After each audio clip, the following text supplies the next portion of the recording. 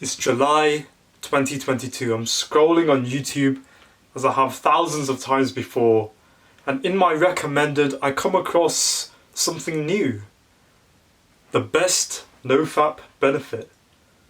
It's a video with a guy in the thumbnail that looks a little bit like me. I click on it intrigued and I'm hooked. I'm falling into this rabbit hole of consuming all of this content. Self-improvement. It's amazing to see Hamza, the guy who was on that video. I start watching loads of his videos. It's revolutionary, it's new. Why hadn't anyone been talking about this before, man?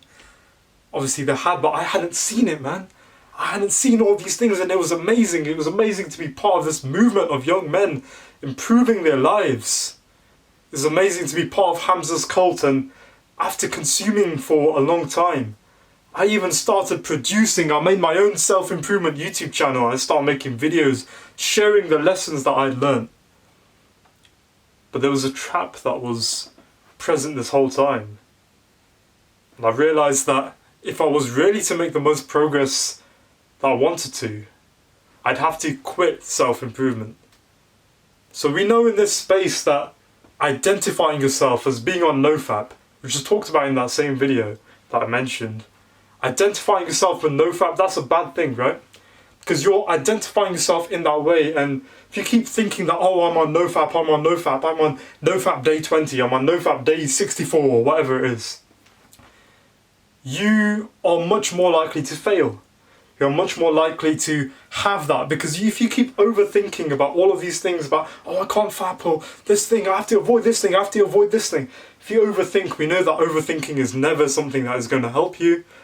And it puts you into negative space, and it's not a good way to identify yourself, right? But then, why have we been identifying ourselves with self-improvement? Why have we been saying about our own identities that we're someone on self-improvement? We have all of these problems that need to be fixed, and we're someone new, we're someone who is on self-improvement, helping ourselves in the direction. We're young men on this movement. Everyone has problems, bro. And identifying yourself with an internet movement, firstly, is kind of weird, bro.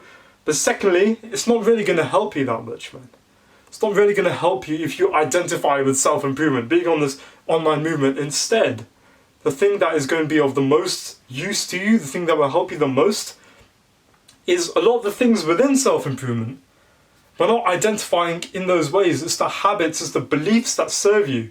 Being able to rewire your mind, having those positive thoughts about yourself, changing your self-image, changing your beliefs, visualizing a beautiful future of what this path can take you on, having those habits that serve you, like meditation and journaling and gratitude, getting rid of the bad habits, spending all this time on stimulation and dopamine and all these things that don't serve us. These things are of course great, and self-improvement can be the solution to every single problem that we have.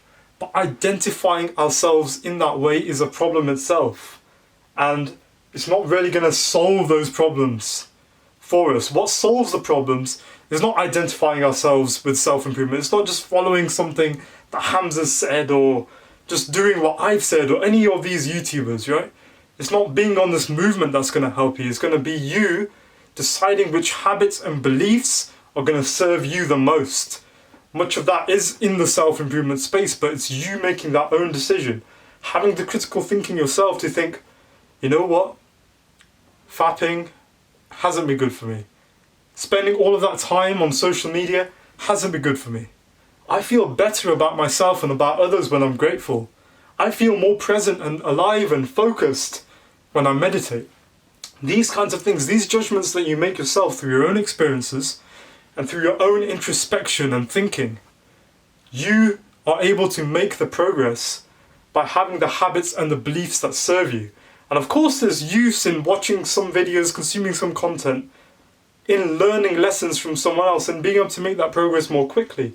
But identifying yourself as someone who's on self-improvement, part of this internet movement, that's not the way, my bro. Just have the habits and the beliefs that serve you, and you'll be on a beautiful path. You don't need to be on self-improvement, you don't need to be on NoFap. You're just someone who's a complex human being who's choosing the things that are going to help them to make the most progress.